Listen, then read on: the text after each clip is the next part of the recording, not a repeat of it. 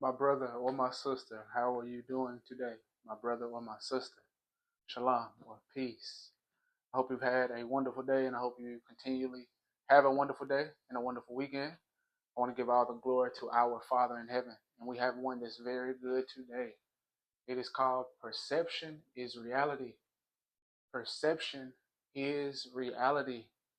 And we're going to be looking at some things in the book of Numbers, chapter 13 and chapter 14, about perception being reality and how we perceive things and even our words. I'm just going to let the Father, of course, lead. And we're going to look at some things in this, seeing how perception becomes reality. And we should be edified. I pray it blesses you. It blessed me, even putting it together. So let's get right into it. Let's get right into it. Starting in Numbers 13, verse 1 and 2, giving the background, it says, And Yah spake unto Moses, saying, Send thou men, that they may search out the land of Canaan, which I give unto the children of Israel. Of every tribe of their fathers shall you send a man, every one a ruler among them.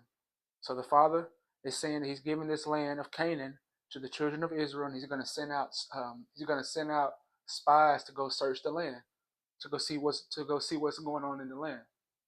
So I'm going to read 17 through 21.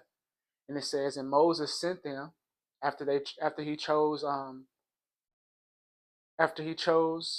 people, the heads of the children of Israel.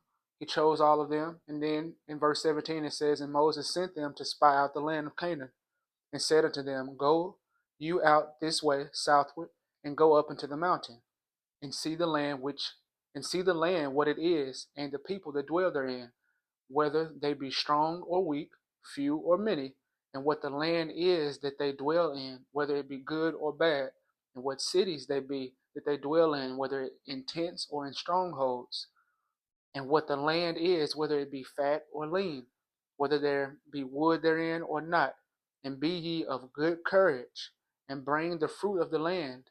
Now the time was the time of the first ripe grapes. So they went up and searched the land from the wilderness of Zin unto Rehob, as men came to Hamath.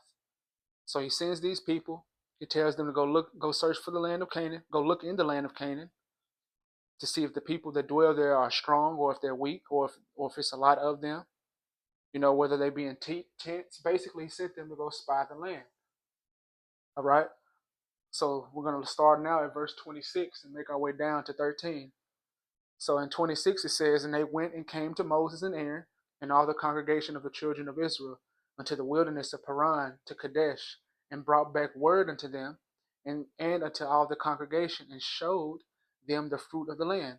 And they told him and said, We came unto the land whither thou sent us, and surely it floweth with milk and honey, and this is the fruit of it.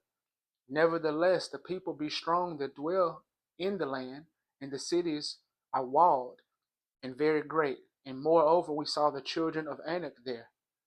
And the Amalekites dwell in the land of the south, and the Hittites and the Jebusites and the Amorites dwell in the mountains, and the Canaanites dwell by the sea and by the coast of Jordan.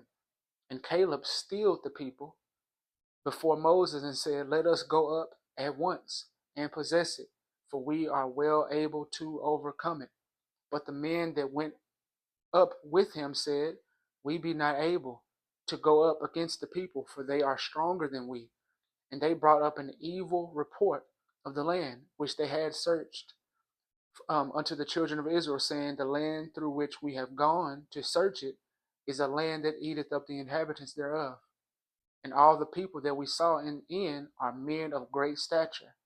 And there we saw the giants, the sons of Anak, which come of the giants, and we were in our own sight as grasshoppers, so were we in their sight. All right, before we even go into 14, let's look at some things. Let's look at some things right here in 13. So the Father tells Moses, send men to Canaan, chapter 13, verse 1 and 2. Send them to Canaan to search out the land, which he had already given us. He always gives us the promise, and he tells us to go in and search it or go in and possess the land. We looked at this in a study because he's with us. That's the only way that we possess the land.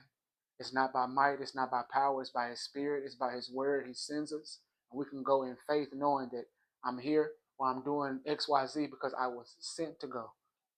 And then we see right here in 17, of course, they go on and search it out, 17 through 21. And then 26, something happens. It says they went to this land, and they told him in verse 27 in Numbers 13, we came into the land whither thou sent us, and surely it floweth with milk and honey. And this is the fruit of it. So it is a land flowing with milk and honey. It's a good land. Verse 28, it says, nevertheless, the people be strong that dwell in the land, and the cities are walled and very great. And moreover, we saw the children of Anak there. So they're already beginning to walk by sight. The Bible tells us to walk not by sight, but to walk by faith. To walk by faith. He's given us promises. We have to come to that point to where we can just take him at his word and go and do this or go and do that, or just live our daily lives, taking him at his word, at his promises. So it says, nevertheless, the people be strong that dwell in the land. Verse 28, and the cities are walled and very great. And moreover, we saw the children of Anak there. The Amalekites dwell in the land of the south. The Hittites and the Jebusites and the Amorites dwell in the mountains. And the Canaanites dwell by the sea and by the coast of Jordan. Verse 30, and Caleb stilled the people before Moses and said, let us go up at once and possess it, for we are well able to overcome it. So I love what Caleb does right here before it even gets too bad. Caleb, it says, Caleb steals the people before Moses. So he does this by stealing them. He starts to increase their faith and tell them, don't worry about what you see. We walk by faith, not by sight. Is not the Father with us? We are well able to overcome. It's when we look at our problems or when we look at anything in life, physically, we don't look at the Father. We will literally miss him. We will literally look past him as if he's not walking with us. As we know in the book of Exodus, he was a cloud by day and a pillar of fire by night. He says he will never leave us nor forsake us. So if we can keep this in our minds, we won't forget him when we get into situations like this. I love how Caleb stilled the people. He stilled the people saying, let us go up at once, right now, and possess it. Why? Because at the beginning of Numbers 13, the Father said, I have given you the land. We have to walk in faith. That's how everything is overcome in our lives. We have to walk in faith. So he says, let us go up at once and possess it. Verse 30, for we are well able to overcome it. But the men that went up with him said, we be not able. Unbelief. What does the Bible say? Death and life are in the power of the tongue. Where is it? Proverbs 18, verse 21. Death and life are in the power of the tongue. And this also in this text is called an evil report. An evil report. So we can have an evil report around our brothers or around our sisters when they're having faith and they're trying to exhort us, but we're like, I don't think he can do this. I don't think he can do that. It's similar to what happened in Genesis when Sarah laughed and the Messiah said, why did she laugh? And of course, her son Isaac, his name means laughter, if I'm not mistaken. But he said, what did he say to them? Let's just go to it in Genesis chapter 18. I think it's Genesis 18. Yeah, Genesis 18, verse 12 through 14. Therefore Sarah laughed within herself after she was told that she would have a son. Therefore Sarah laughed within herself, saying, after I am waxed old, shall I have pleasure, my Lord being also old also? And Yah said unto Abraham, or the Lord said unto Abraham, wherefore did Sarah laugh, saying, shall I of a surety bear a child, which am old? Is anything too hard for Yah? Is anything too hard for the Lord? Is anything too hard for Yah? So we see this. Yes, these people are big in Numbers 13, the Anaks, they're giants. Is anything too hard for him? He's the one who sent us. Another thing popped in my mind is when they were on the boat. When they were on the boat, the disciples and the Messiah. And he's the one said that we're going across the sea. So when the storm came, they looked to the Messiah and it was like, wake up, he's back here asleep. We're all about to perish. And what did he say? Why are you so fearful? How is it that you have no faith? How many times has he spoken this to us? Why are you so fearful? How is it that you have no faith? He wants us to be just like children, to grow young, not grow up to grow young. We've grown up too much. He wants us to be like children, like babies, like a weaned child, as the psalm says. So I love what Caleb does again, right here in Numbers 13, verse 30. And Caleb stilled the people, saying, "Let us go up at once and possess it, for we are well able to overcome." But the men that went up with him said, "We be not able to go up against the people, for they are stronger than we." And they brought up an evil report of the land which they had searched unto the children of Israel, saying, "The land through which we have gone to search it is a land that eateth up the inhabitants thereof. And all the people that we saw are men of great stature. And there we saw the giants, the sons of Anak, which come of the giants. And we were in our own sight as grasshoppers.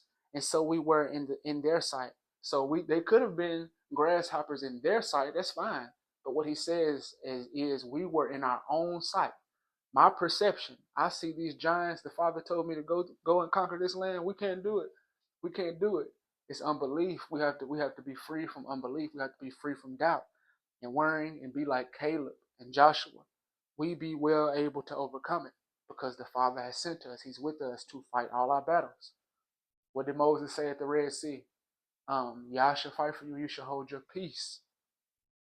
But the perception, it says we saw that we were small in our own sight. We were in our own sight as grasshoppers, and so were we in their sight. It's okay if that's how they view you. How does He view you? Who sent you? Who's with you? Who's your strength? Who's your redeemer? So now let's go back into verse chapter 14 in Numbers 14. So it says in Numbers 14, chapter 1, and all the congregation lifted up their voice and cried, and the people wept that night, and all the congregation, all the children of Israel, murmured evil report against Moses and against Aaron. These were the people in position, Moses and Aaron. When they were murmuring against Moses and Aaron, they were murmuring against the Father. So it says in verse 2 in Numbers 14, and all the children of Israel murmured against Moses and against Aaron, and the whole congregation said unto them, Would Elohim, or would God that we had died in this wilderness. So they wanted to die. I wish that we would have died in this wilderness. Verse 3, and wherefore hath Yah brought us unto this land to fall by the sword? To fall by the sword. So I wish that I would die in this wilderness. Verse 2, why has Yah brought me to die by the sword? When we just saw in 13, he said, go into this land. Go into this land, which I give unto the children of Israel. We know when the Father is with us, and when He was with the people, even in the book of Joshua, victory after victory after victory after victory after victory, because Yah was with them. He told them to go forth. I've already given you the land. Go possess it. And they went forth in faith, and that's why they possessed it. Perception is reality. What do they see? They murmured. Verse 2, and Moses and against Aaron, and the whole congregation said unto them, Would Elohim that we had died in the wilderness, and wherefore hath Yah brought us unto this land to fall by the sword, that our wives and our children should be a prey? Oh, I know we've been here before. What is this? What is this? A lack of trust. What is this? A wrong perception of the Father and His character. What did they miss?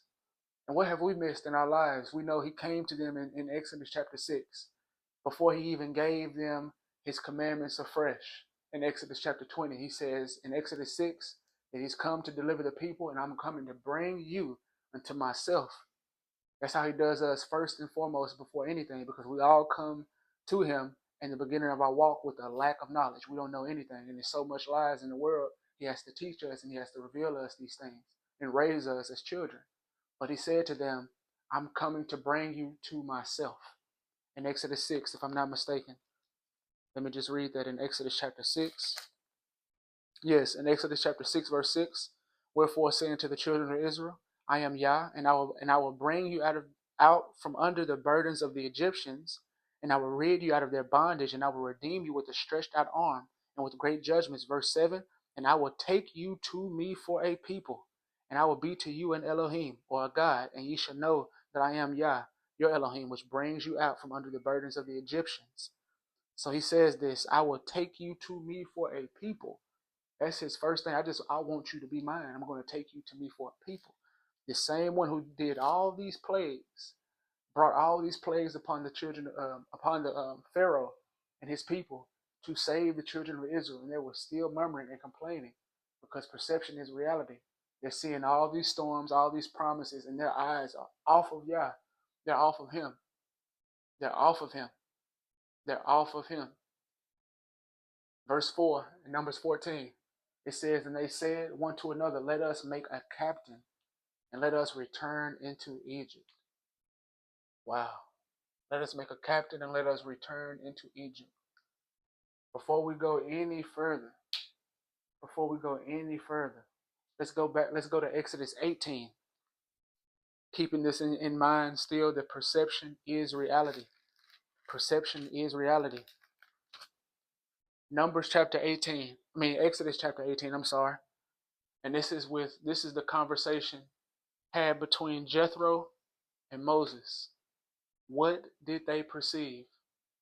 What did Moses and Jethro perceive? And the word perceives means to become aware of something directly through any of your senses, sight and hearing.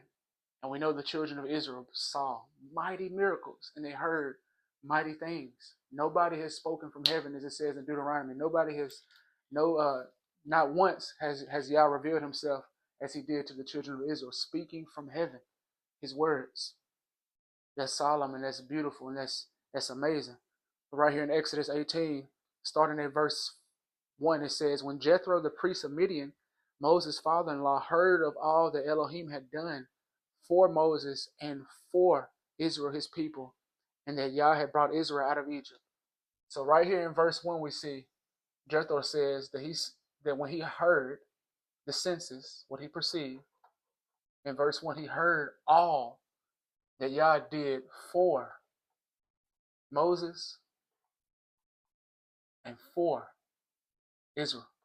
And we can look at that even as ourselves today, what he has done for us, where we are now. He's brought us out of Egypt spiritually, out of sin. Do we complain that he's brought us out? Do we complain that he's put us in the wilderness? Do we complain that he's put us in isolation for a period of time? Do we complain that everybody's not our friend now, or we don't have many associates? Do we complain and do we murmur? Why did he bring us out? I'm coming back to Exodus 18, but I want to look at something real quick. In Leviticus 20, verse 26, it says, "And you shall be holy unto me, for I, Yah, am holy, and have severed you from other people, that you should be mine." I find that beautiful. At one point in my life, I knew that's what happened, but it was a lot of course, I was in this position. It was a lot going on. I'm just like, man, where's everybody at? Or where's everybody at? Everybody's gone. But I've understood and I've started to perceive this as this is Yah's love. This is his love for me. I'm going to read that one more time. Leviticus 20, verse 26. "And you shall be holy," or set apart, "unto me, for I, Yah, am holy, and have severed you from other people." Why? That you should be mine.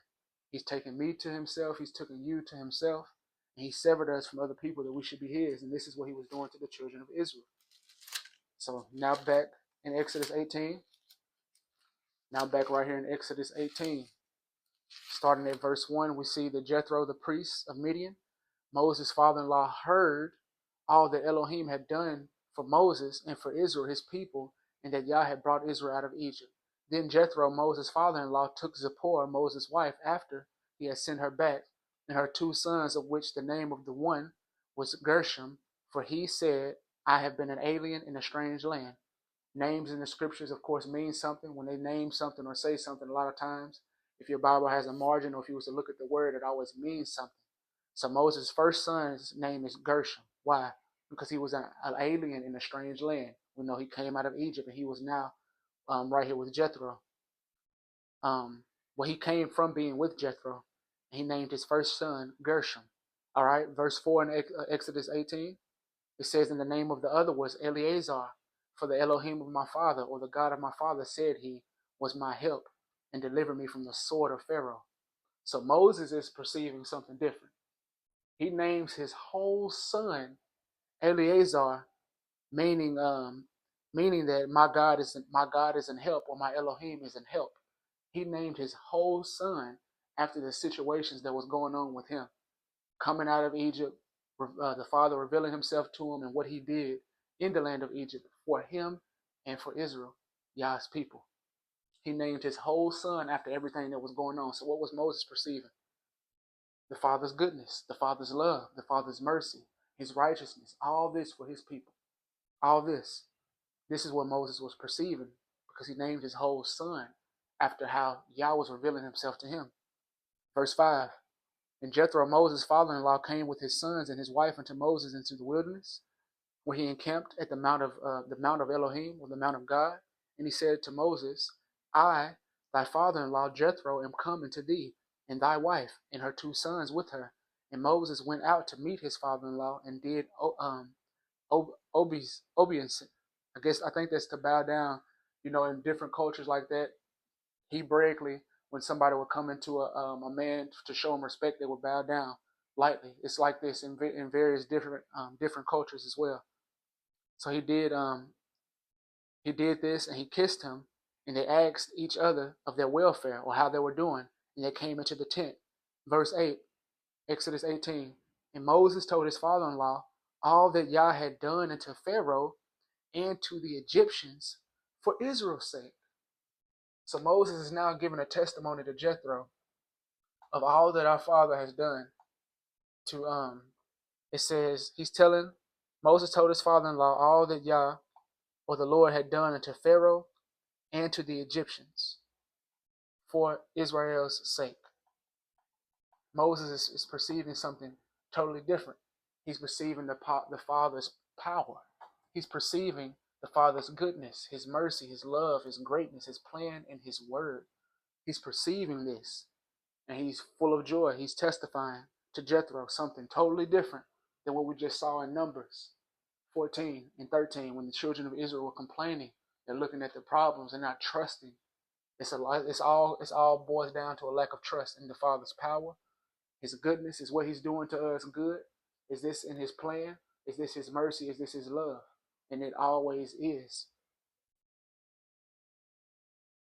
Verse 8, and Moses told his father-in-law all that Yah had done unto Pharaoh and the Egyptians for Israel's sake, and all the travail that had come upon them by the way, and how Yah delivered them.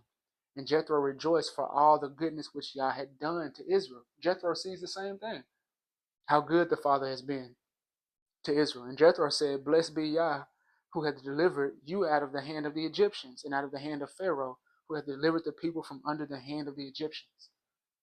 So Jethro and Moses perceived something totally different. They perceived something totally different. And what do we see right here with them?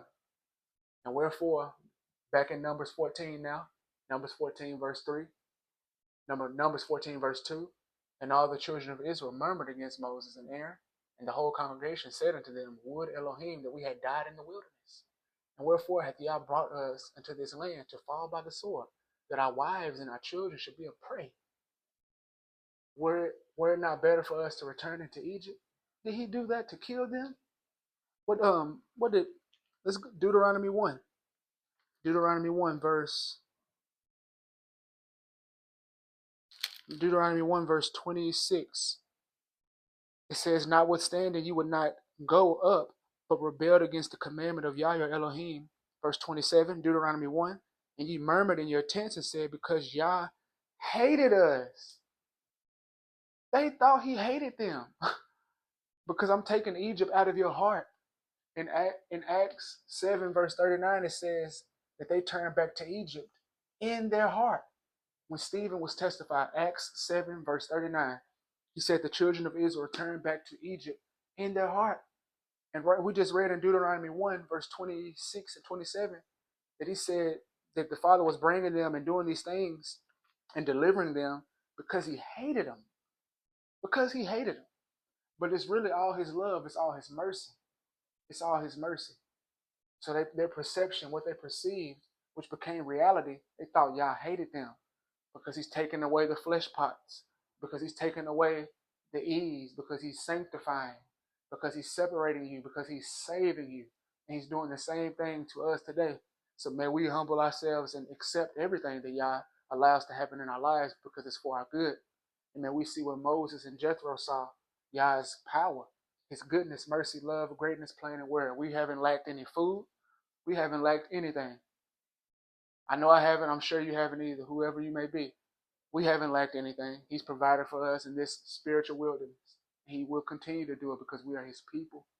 He loves us. He gave everything for us. He gave his son for us. So back right here in Numbers chapter 14.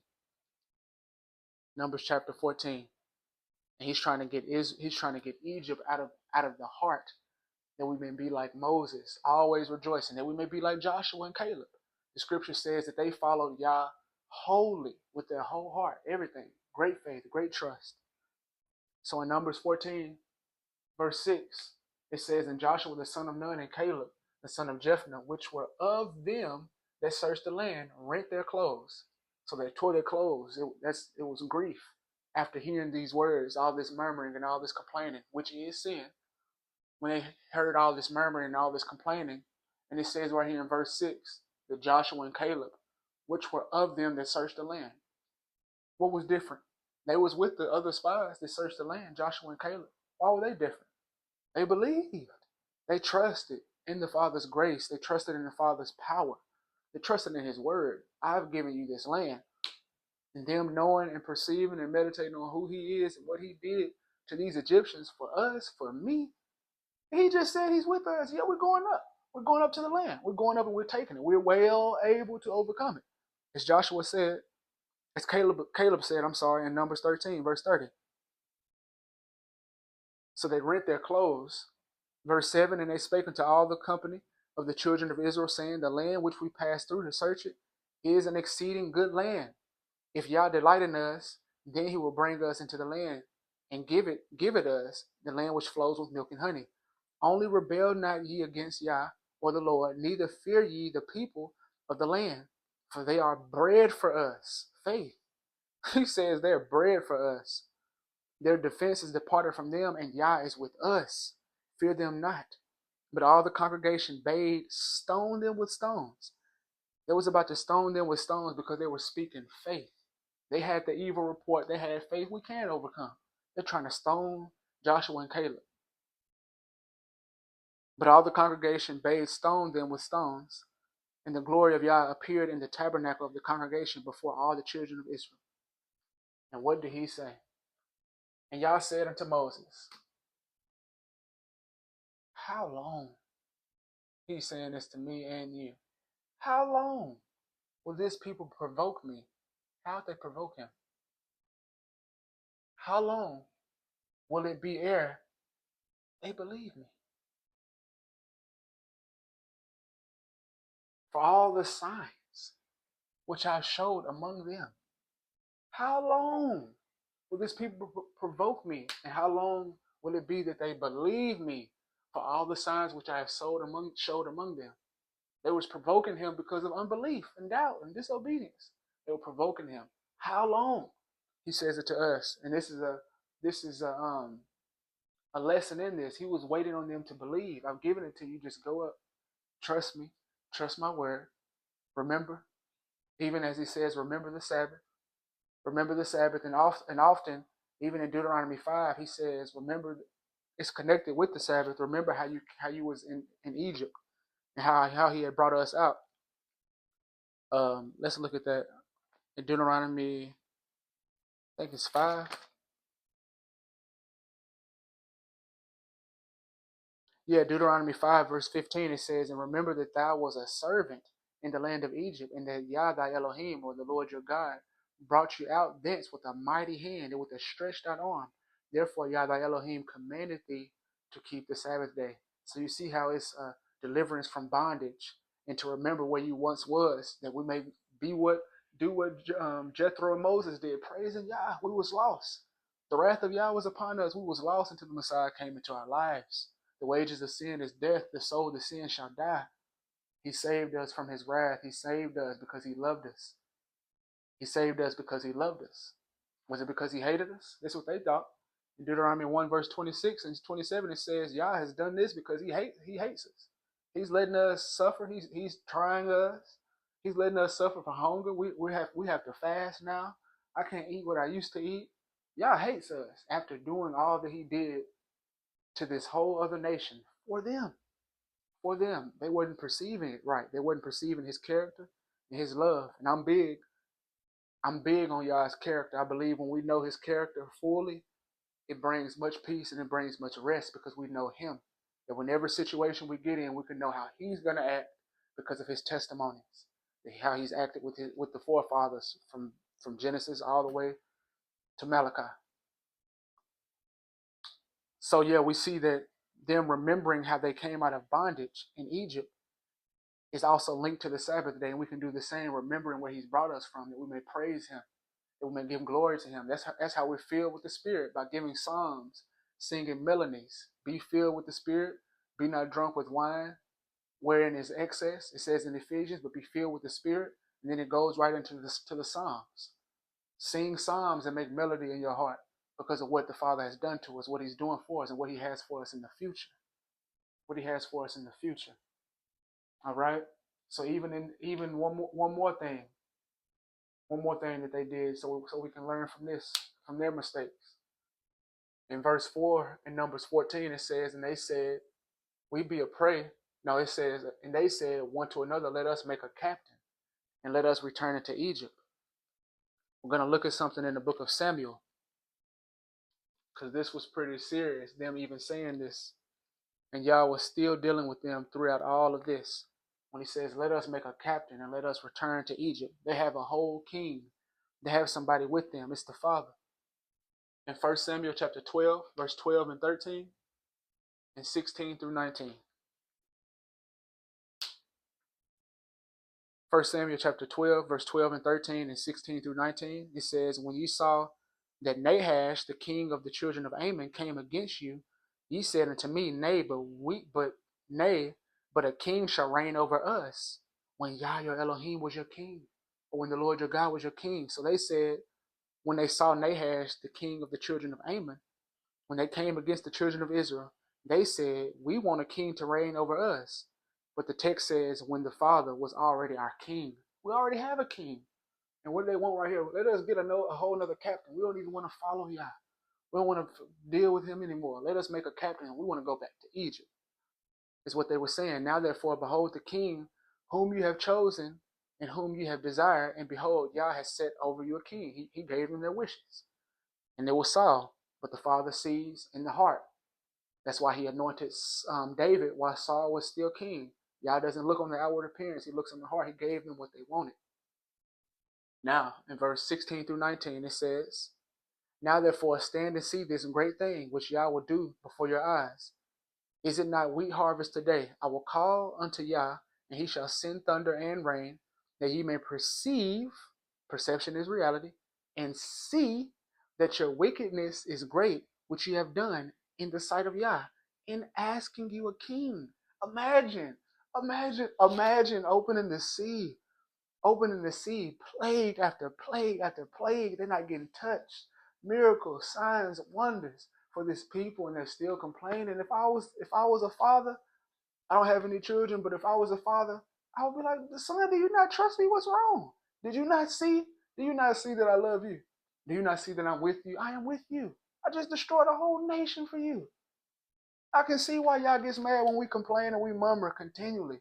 Because it's like, do you not believe? Do you not believe the scriptures? Do you not believe me? Have I not done these things in your life? Have I not done these things? So Samuel said in verse 17 in 1 Samuel chapter 12, that you may perceive and see your wickedness is great, which you have done in the sight of Yah, and asking you a king. So Samuel called unto Yah, and Yah sent thunder and rain that day, and all the people greatly feared Yah and Samuel. And all the people said unto Samuel, pray for thy servants unto the Lord thy God, or Yah thy Elohim, that we die not. For we have added unto all our sins this evil, to ask us a king. And this is what look, verse 4 in Numbers 14. And they said one to another, let us make a captain, very similar to a king, and let us return unto Egypt. Lack of trust at the core of this. They walked 40 years, their shoes and sandals didn't even wax, they didn't even get old. It's a lack of trust in the Father's power. It's lacking trust in the Father's goodness, like he's not good to us. It's lacking trust in his mercy. His love, His greatness, His plan, His word. May He forgive us all for all the complaining and all the murmuring. For He is merciful. He is merciful. But we need to trust Him in all things and be as children, trusting Him to provide the physical, the food, the water, and the clothing. If He's going to provide for us salvation, which we can't see, surely He'll provide for us our food, our water, and our clothing. And may we be great in faith as children, looking for Him to provide everything, because that's what He desires to do. He desires us to trust and obey and to have faith, because He is our King, the maker of heaven and earth, the sea, and all that is in them. I pray that this blessed you. It has blessed me greatly. I love you, and I hope you have a wonderful day. Shalom.